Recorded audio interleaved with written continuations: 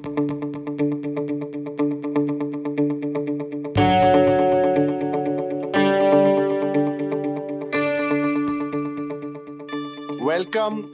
to the Lahore Literary Festival. And I'm very excited today to have the opportunity to talk to Osman Haneef, whose first novel has just come out earlier this year, in January. And the book is called The Verdict. And it is, as I said, a very exciting new book, both for the reasons of what it seeks to take on, in the scope of it, in the ambition of it. It is breathtakingly daring, and on the other level, it is very well executed. So it is a Pakistani book in the sense we have had great, exciting Pakistani fiction now for many years. But I do feel that this book, while it maintains it keeps up the tradition of a lot of what good, great Pakistani fiction has come out. But as I said, it seeks to take head on issues which are in some ways uncharted territory, particularly in the directness with the book, with which the book deals with it. And we'll begin this conversation I'll begin it by asking Osman, because Osman I let him speak about his background, has come to fiction and fiction writing in a roundabout manner. So it's not a linear. It's done, continues to do. My understanding is high demanding full-time work, which is not to say that the writers don't do it. But so this is. So I'll start by asking Osman, what led you to write? Firstly, sort of to how Orwell says, why I write. In that sense, what is your motivation for writing? And then perhaps we could segue into what led you to write this particular book. Thank you, Saroop, for that kind introduction. I really appreciate it coming from someone like you, and sort of especially the topics I try to deal with. So why I write more generally, I think I've always been sort of a storyteller. From a very young age, I used to love creating and sort of sharing my stories. I used to draw a comic book before I could even read, and have bubbles where I would put in symbols and things in space of letters because I couldn't actually read, and then I would share them with other people. So to some extent, I think I'm still that kid. I just happen to write with no pictures and in a language that people can actually read and understand now. That's, I think, my sort of storytelling journey. That's really been my sort of where I think the impetus for writing has come from, more generally or more broadly. The question about this particular novel, or why I ended up writing The Verdict and taking on the subject matter I did, it really is rooted in a case that I read about many years ago when I was doing sort of research as a student, which was a case that the late Asma Jahangir had handled around a boy called Salamat Masih, who was accused of writing sort of blasphemous statements on the side of a mosque wall.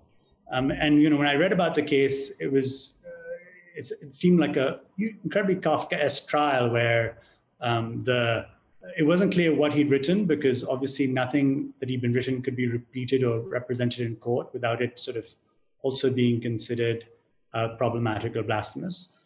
So the judge never found out.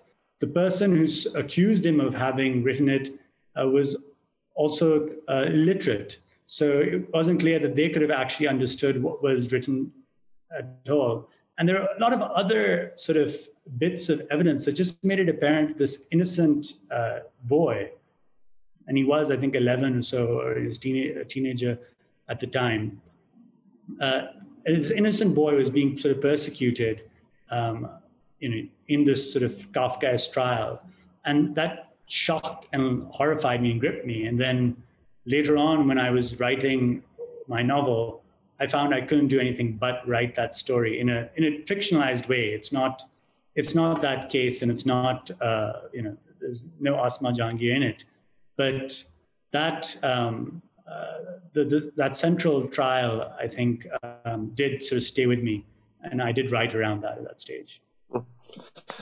Yeah, thank you. Yeah, I mean, I really hope that everybody listening or watching this reads the book for themselves. So, I mean, the plot is, as I said, very gripping, and one aspect of it, which is injustice, which is the major theme of the book, is sort of homecoming, or now, and I think always, but now an increasing number of Pakistanis who are torn between two worlds. And there's a line in the book. I think it's the judge who says it to Sikandar, the protagonist, saying that you are from here, but you're not really from here, in a sense. And that sort of is something that is true for now increasing number of people who are either both sort of at home at multiple places, or not completely at home in any place. But in that sense, even to set up that homecoming, you chose Quetta, and I understand there's a personal connection, but that I found very interesting, both for the theme of the religious persecution, religious injustice. What led you?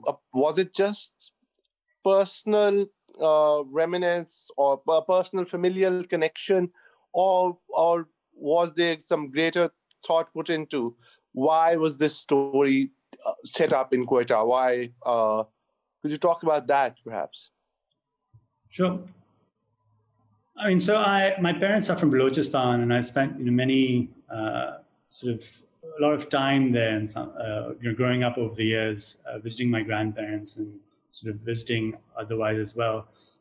So there is that familial connection, or that sort of bond with the place. But it was also that when I wrote this story, I had written certain characters, and those characters couldn't be situated in any other place but Quetta for me, in order to make it real and authentic and true. And writing sometimes a bit like more like divination or conjuring the elements, rather than a strict planned out structure that you create. Sometimes the characters, in fact, just tell you where things have to go, where things have to be.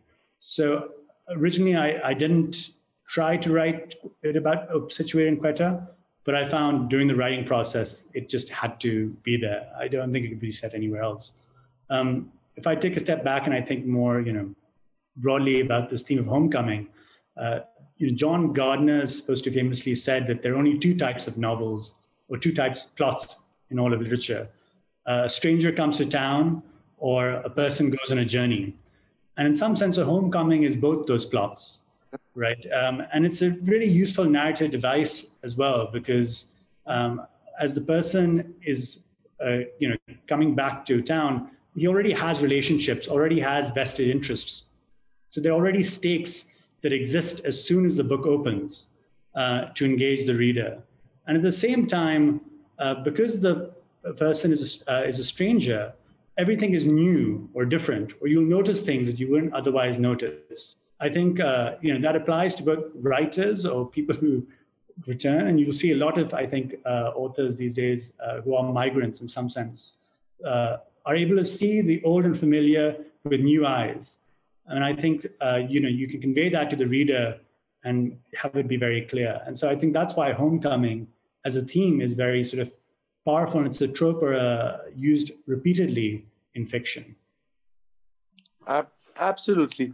I think one other thing that the novel does very well is that while it deals with major themes like religious persecution, like homecoming, like unrequited love, it also in many ways talks about, without sort of talking perhaps overtly about class and the tension of class, where sort of, it's that with sort of, with Sikandar's love, affection, guilt for the caretaker, but having that tense relationship, or which I found was particularly well done, where it's sort of, the family of the caretaker does not see them as sort of only as at least one member of the family does not see them as benefactors who had given, but would also somebody that stolen their grandmother from them. And that, I mean, when you were thinking about these characters, I mean, one question that I thought about when you take on it, and hence, as I said in the introductory remarks, it's very, very well done, very well executed. But it is very ambitious in the scope of it, because it seeks to address or deal with or navigate major themes. So when you life of its own, but when you started writing this novel, in your head, was it about 1, 2, 3 major things, or was it supposed to be, because it works out very well in the book to have an intricate, multiple narratives. Tell us about the process for this book, but also the creative process for you. Yeah. So I think novelists are sort of somewhere on a spectrum between what they call discovery writers and plotters. And discovery writers are those who have no sense of where they're going, and they write. And once they're finished with the draft of the novel, they come back and rework it to figure out what they were actually trying to tell. And plotters lay out the sort of scaffolding of the book from the very beginning, and hit all the beats as they go along. And I was definitely more towards the discovery writing end of the process. I think that's partially because of my own inexperience.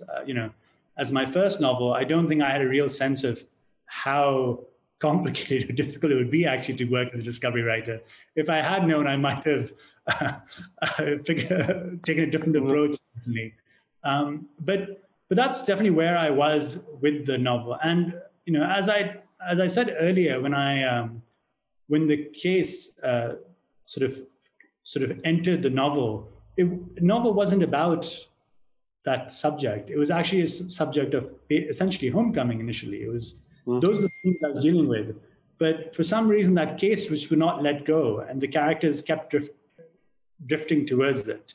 And then afterwards, I had to do a lot of work to sort of, to edit it, to make it a sort of holistic story. And so it's, to simply put, answer your question, it wasn't sort of planned from the very beginning. I don't think I understood what the novel was about and what I was trying to say until I got to the end, and then spent, months and sometimes years actually editing it and trying to make it a single coherent story. There's, also in terms of process, it would just be sort of the long work day after long work day, if I did have energy, going to a coffee shop somewhere back when we could visit coffee shops, and getting a very strong cup of tea and just sort of working away at it, for as long as I could. But I often found I was exhausted during the work week, and that I just could not manage. And and there were some periods of time where work would spill over to the weekends, and so there'd be months of not writing. But I found that it re-energized me, rejuvenated me, for me to go and actually work on my craft. So I try to make it a point to, on the weekends, on or during holidays or vacations, just give myself some time to write and work on it. But that's pretty much my process, and also how it came about. Yes, it seems intense. As I said, it's doing this in your, I hate to use the word, spare time is makes it even more phenomenal.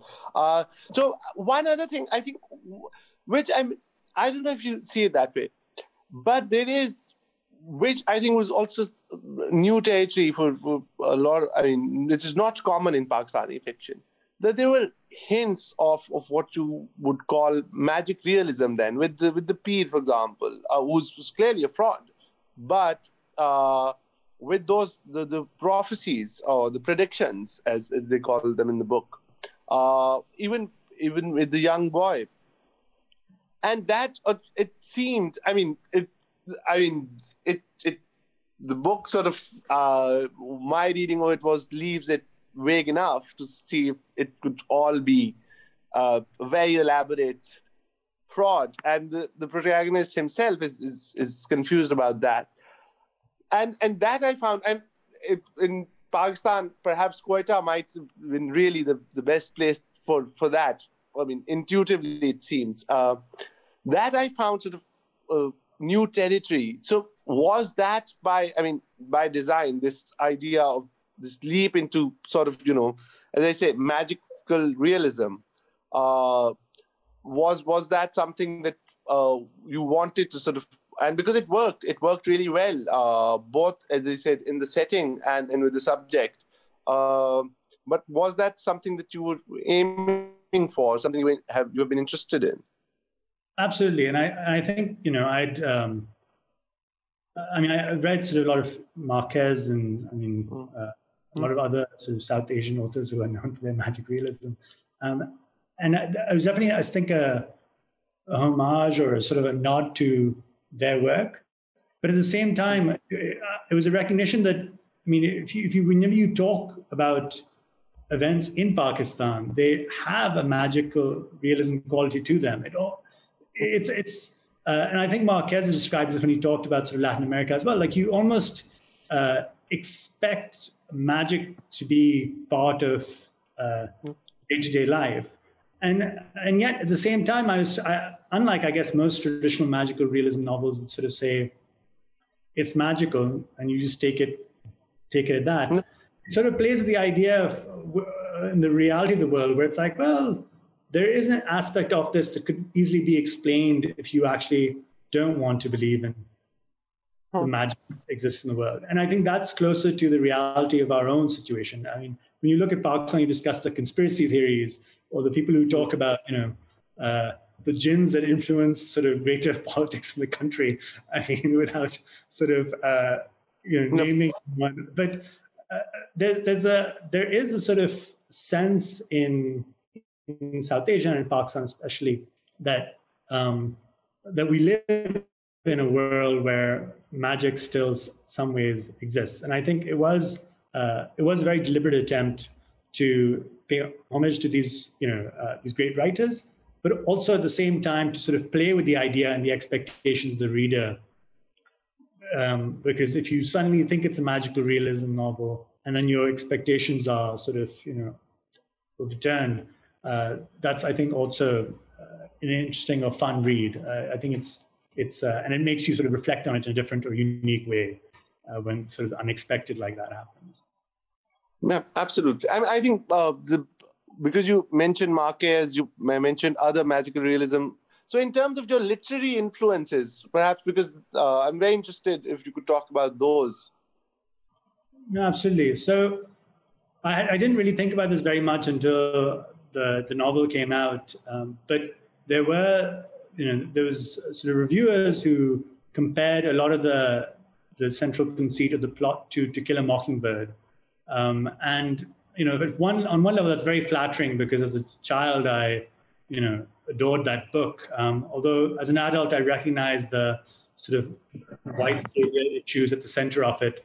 But still, I mean, it's sort of a revered work of English literature, and it's very flattering to be sort of even considered in the same category. And when I look back on it, I see actually how Atticus Finch is a sort of character defending an innocent man against a town that sort of turned against him because of their own prejudice, obviously has parallels to my own novel. And I do sort of owe, I think, some of an artistic debt to that. But it's very different stylistically, as I'm sure you would sort of acknowledge or agree. And beyond, there's stylistically, I think, I always admire sort of authors like Fitzgerald or even Chekhov or some of the older sort of greats. Although I think my own writing stylistically is actually I try to go very clean prose. I try to avoid florid language. I try to let the story almost speak for itself and the characters speak, and try to avoid what they call the $10 words and focus on letting the language be very simple so that people can really be carried away in the prose. Not to say that I hope it's not sort of engaging and sort of entertaining, but Sure. at the same time, focus on just clean prose. But in terms of artistic debt, I think all the sort of Pakistani authors writing in English today owe huge artistic debt to Mohsin Hamid for Motsmo, because I think it was, obviously Bapsi Sidhwa, I think, opened the door many years ago. But in terms of talking about contemporary Pakistan and a side of society that most people don't, most people in the West haven't seen, Mohsin Hamid sort of showed us that there was a global readership and an interest in our stories, and all we had to do was write those stories, and our readers would find us. So I think those are sort of in a few paragraphs, some of the literary influences, but I think it's possible to recapture them all. No, of course. That, and as I said, that the answer to that question varies, day to day. It could. I don't know, but no. Next time we talk, I have a new answer for you. What? Next time we have a discussion, I have a new answer for you. Yes. And that is yes. No pressure though. No. In terms of that. I think you make the observations you made about your writing style. I really do think that particularly it's the subjects that you choose, and those subjects require with great clarity. James Baldwin said, sentences which are as clear as bone, and it's like and it at some level it's it is we have Baldwin, we have Orwell, either in fiction or in the essay form, because the requirement, and in your case, it perhaps is even more acute, because the subject itself, one of the themes of the book, is, saying it's sensitive is just a euphemism. It does not convey what it is. It is dangerous. It is outright dangerous. So in terms of when you decided to tackle at least that theme bit, the risk then is, or the risk could become two things. Either you go overboard or court trouble, which is not to say not display courage, or you are so muted that the entire point of taking up that theme is lost. And in terms of, so you've talked about that particular case, Asma's case, and now that I think about it, it has this great parallels with that case. So how, and you've managed to navigate this really well, but I'm very interested on when you were thinking about that theme of the book. What was your thought process like? What was the research process like? What was the writing process like? Yeah, so, first of all, thank you very much. It's very kind of you to say. I think and it's very close to what I was trying to achieve with the novel. So I'm glad it's resonated with you. In terms of research, I read lots of different cases, because it's not just sort of a single case, but as you mentioned, it's a problem that sort of remains. And it's not just sort of this particular law, right? There's a whole series of unjust laws, which I think rob people of their dignity in many ways, and not just the victims of those laws, but rather also us as a society. People often say the opposite of poverty is not wealth, it's dignity. And I think in some ways we're all becoming more impoverished as a society, as a collective, because of these sort of the way these laws are being used to persecute innocent people.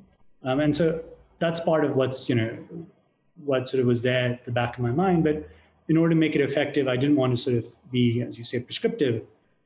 I felt it was important to say, tell a very plain, simple story, and people will take away what they will from it. But stepping back a bit in terms of research and everything else as well, I remember going, writing it and then sort of worrying a lot about, well, is this legally the proper procedures? This is how it would happen, and sort of showing it to various lawyers in the field. And I remember one lawyer told me that, actually, I've seen everything possible happen in a Pakistani courtroom, so don't worry about credibility, because you can literally write anything and it would be believable. But I did take a lot of time, at least, to sort of pass it by people in sort of various fields. Anything I didn't understand or didn't know, I would research it and Google it, everything from what it feels like to having your jaw broken, because I haven't had it, so that I could capture it. And really, I think the work of the research was to make everything feel true. And that's how I felt it was successful or not, was whether or not it read true. And that's really how it played a role. And that's how I sort of crafted the novel. Yes, I mean, there's much that we haven't covered so far. And as I said, there is one major theme of the novel is